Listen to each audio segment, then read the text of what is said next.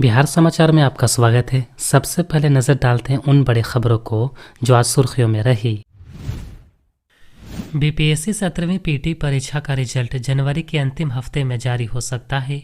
ये कहना है लोक सेवा आयोग के अध्यक्ष परमान रवि मनुभाई का। पटना में बापू सेंटर पर 13 दिसंबर को हंगामे के बाद परीक्षा रद्द हो गई थी। कल दोबारा से पीटी परीक्षा ली गई। एग्जाम हॉल से निकले छात्रों ने इस परीक्षा को आसान बताया।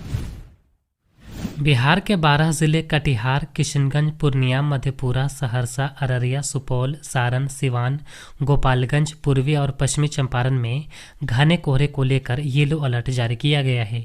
पछवा हवा ने लोगों की परेशानी बढ़ा दी है।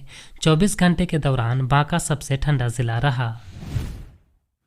लालू यादव और नीतीश कुमार पुराने दोस्त हैं, ये कहना है पटना से सांसद मीसा भारती का। इससे पहले लालू ने 1 जनवरी को कहा था कि नीतीश कुमार के लिए हमारे दरवाजे खुले हैं। हालांकि नेता प्रतिपक्ष कह चुके हैं कि नीतीश के लिए राजद के दरवाजे बंद हैं। लालू के बयान पर अब उनके ही घर से अलग अलग प्रतिक्रियाएं सामने आ रही हैं। पूर्णिया एसटीएफ ने बिहार के कुख्यात डकैत सुनील मोची को एनकाउंटर में मार गिराया। डकैत पर पूर्णिया में 1 लाख, कटिहार और किशनगंज में 50-50 हजार रुपये का इनाम था। वो अनगढ़ थाना क्षेत्र का रहने वाला था। बीपीएससी 17वीं पीटी परीक्षा को लेकर जारी प्रोटेस्ट का भोजपुरी सुपरस्टार खेसारी लाल यादव ने समर्थन किया है। उन्होंने अपने सोशल मीडिया प्लेटफॉर्म एक्स पर एक पोस्ट कर लिखा, न फलनवा काम आई न चिलनवा, उल्टा आपके इमोशन के वैल्यू देने के बजाय आपके इमोशन को बझाइएगा लोग, और हाँ, लॉलीपॉप लेके बुड़बक मत बनिएगा। पटना के बेउर जेल के अधीक्षक विधु कुमार के ठिकानों पर आय से अधिक संपत्ति मामले में छापेमारी हुई है। आईओयू की टीम ने आवास समेत कई जगहों पर रेड मारी। वहीं मोतिहारी में भी जमीन कारोबारी नीरज सिंह के घर पर आर्थिक अपराध इकाई और जीएसटी टीम की छापेमारी चल रही है। कैमूर में बर्थडे पार्टी के दौरान लड़की से छेड़छाड़ का विरोध करने पर युवक की हत्या कर दी गई। घटना चैनपुर थाना के फकराबाद गांव की है। 4 लोगों को हिरासत में लेकर पुलिस पूछताछ कर रही है। मृतक की पहचान नौशाद अंसारी के रूप में हुई है। दरभंगा में 2 अपराधियों को पकड़ने गई लहरियासराय थाने की पुलिस टीम पर भीड़ ने हमला कर दिया। पुलिस वालों पर लाठी डंडे चलाए गए, पत्थर भी फेंके गए, हथियार छीनने की कोशिश भी की गई। पुलिस वालों ने भागकर अपनी जान बचाई। आरोपी जितेंद्र दहेज उत्पीड़न मामले में फरार चल रहा है। जमुई में गोतिया पर जमीन बंटवारे को लेकर प्रताड़ना का आरोप लगाते हुए एक युवक अर्जुन शाह ने जान दे दी। इससे पहले बनाए गए वीडियो में अर्जुन ने बताया उसके साथ मारपीट भी की जाती थी। मृतक की पत्नी ने आरोपियों के खिलाफ प्राथमिकी दर्ज कराई है। ठंड ने बच्चे और बुजुर्ग समेत सभी की परेशानी बढ़ा दी है। पीएमसीएच समेत सभी सरकारी अस्पतालों में बच्चे और बुजुर्गों की भीड़ है। बच्चे सर्दी, खांसी, बुखार, निमोनिया, दमा आदि से पीड़ित तो अधेड़ और बुजुर्ग हार्ट फेलियर, ब्रेन हेमरेज और हार्ट अटैक की शिकायत लेकर अस्पताल पहुंच रहे हैं। पीएमसीएच के शिशु विभाग के ओपीडी में प्रतिदिन 80 से 100 मरीज तो इमरजेंसी में 12 से 15 मरीज भर्ती हो रहे हैं। पटना में फरवरी से एलिवेटेड मेट्रो ट्रैक बिछाने का काम शुरू होगा। डीएमआरसी के अनुसार 90 फीट बाईपास और 0 माइल पर क्रॉसिंग का काम फरवरी तक पूरा करने का लक्ष्य है। ट्रैक बिछाने और बिजली के पोल लगाने सहित अन्य कार्य तेजी से होंगे। अब तक इंफ्रास्ट्रक्चर का 75% काम पूरा हो चुका है। राज्य सरकार ने 15 अगस्त तक मलाही पकड़ी से पाटलिपुत्र बस टर्मिनल के बीच मेट्रो चालू करने का निर्देश दिया है। भोजपुर जिले के 15 से अधिक हिस्ट्री शीटर अपराधियों और अवैध बालू माफियाओं पर पुलिस मुख्यालय और डीआईजी ने 25,000 से लेकर 1 लाख रुपए तक का इनाम घोषित किया है। गिरफ्तार करने वाले पदाधिकारियों और सूचना देने वाले नागरिकों को ये इनाम दिया जाएगा। मनरेगा के तहत ग्रामीण परिवार के वयस्क सदस्यों को 100 दिनों का रोजगार दिया जाना है, लेकिन इसकी ज़मीनी हकीकत कुछ और ही है। गोपालगंज जिले के 14 प्रखंडों में केवल 150 लोगों को 100 दिनों का काम मिला। वहीं एक प्रखंड ऐसा भी था जहां किसी को भी 100 दिनों का काम नहीं मिल सका। किसानों की आय बढ़ाने के लिए सरकार सब्जी विकास योजना के तहत कद्दू, नेनुआ, करेली, भिंडी और मिर्च की खेती के लिए 75% अनुदान पर बीज उपलब्ध करा रही है। इस साल जिले में इन फसलों की 150 हेक्टेयर में खेती का लक्ष्य है। किसान उद्यान निदेशालय के पोर्टल पर आवेदन कर सकते हैं।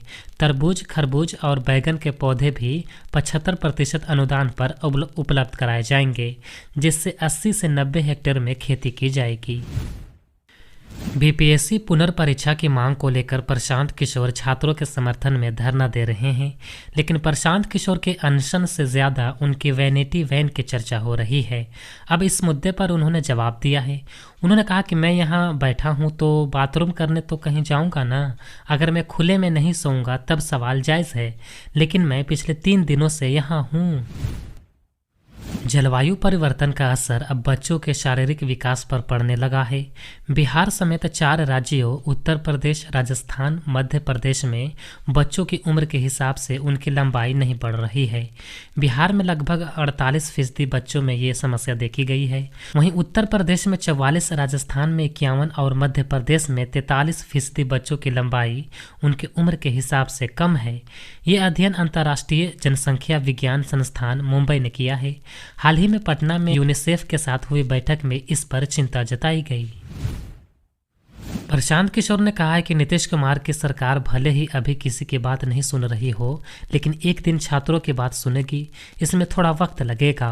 उन्होंने कहा कि अनशन का असर सरकार पर नहीं पड़ रहा तो अधिकारी क्यों बात करने आ रहे हैं और अनशन समाप्त करने का आग्रह कर रहे हैं। मुजफ्फरपुर में शुक्रवार को स्टेट बैंक के कस्टमर सर्विस पॉइंट सीएसपी पर बाइक सवार 2 अपराधी लूट की नीयत से पहुंचे थे। इस दौरान सीएसपी सेंटर पर मौजूद संचालक ने डंडे से अपराधियों का विरोध किया। तभी अपराधियों ने संचालक पर फायरिंग कर दी, जिसके बाद उन्हें अस्पताल में भर्ती कराया गया। मुख्यमंत्री नीतीश कुमार प्रगति यात्रा के दूसरे फेज में गोपालगंज पहुंचे। इस दौरान उन्होंने विभिन्न प्रखंडों के विभिन्न विभागों की 138 करोड़ की लागत वाली 72 योजनाओं का जिले वासियों को सौगात दिया। सीएम ने सबसे पहले सिधवलिया प्रखंड के काशी टेंगराही स्थित आईटीआई भवन का उद्घाटन किया। पूर्णिया सांसद पप्पू यादव शनिवार को महरूम फोटो जर्नलिस्ट नीलांबर यादव के घर पहुंचे।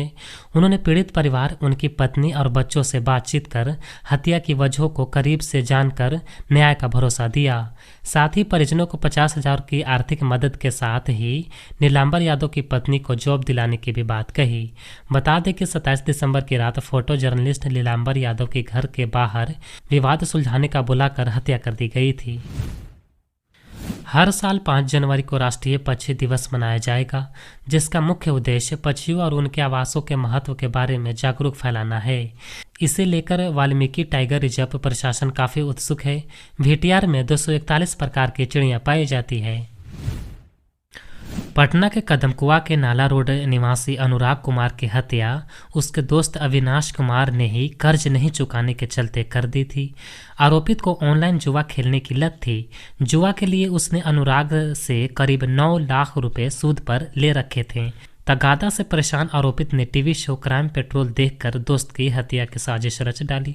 उसने रुपए लेने के लिए युवक को अपने फ्लैट पर बुलाया और मौका मिलते ही उसकी हत्या कर दी। कदमकुआ पुलिस द्वारा गिरफ्तार आरोपित अविनाश को कागजी कार्रवाई पूरी कर शुक्रवार को जेल भेज दिया गया है। डिजिटल पर्सनल डेटा प्रोटेक्शन कानून के लिए सरकार ने नियमों का मसौदा जारी किया है और लोगों से 18 फरवरी 2025 तक फीडबैक मांगा है। इन नियमों के अनुसार 18 साल से कम उम्र के बच्चों को सोशल मीडिया पर अकाउंट बनाने के लिए अपने माता पिता की सहमति लेनी होगी।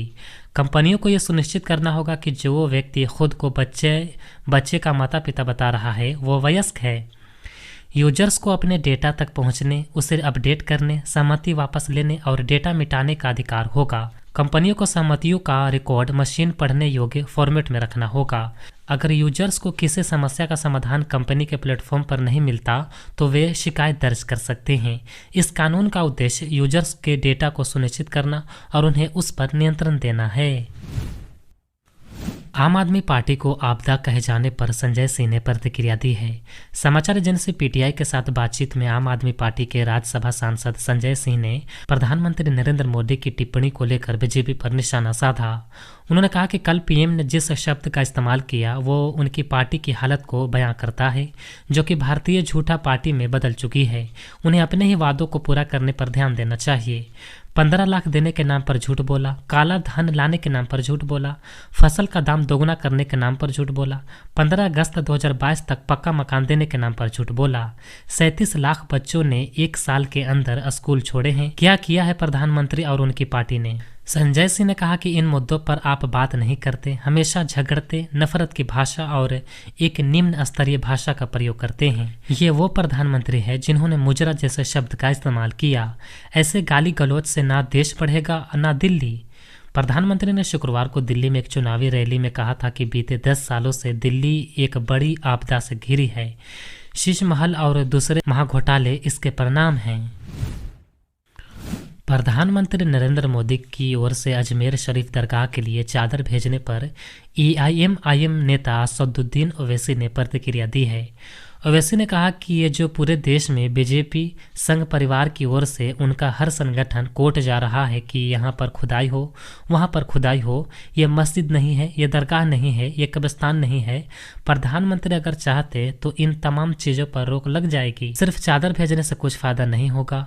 आप चादर तो भेज रहे हैं, लेकिन आप ही के चाहने वाले कोर्ट जा रहे हैं कि ख्वाजा की दरगाह नहीं है। केंद्रीय मंत्री किरण रिजिजू ने पीएम मोदी की तरफ से चादर चढ़ाने अजमेर शरीफ गए हैं। पत्रकारों के सवाल पर जवाब देते हुए रिजिजू ने कहा कि इस पवित्र मौके पर हम देश में अच्छा माहौल बनाना चाहते हैं।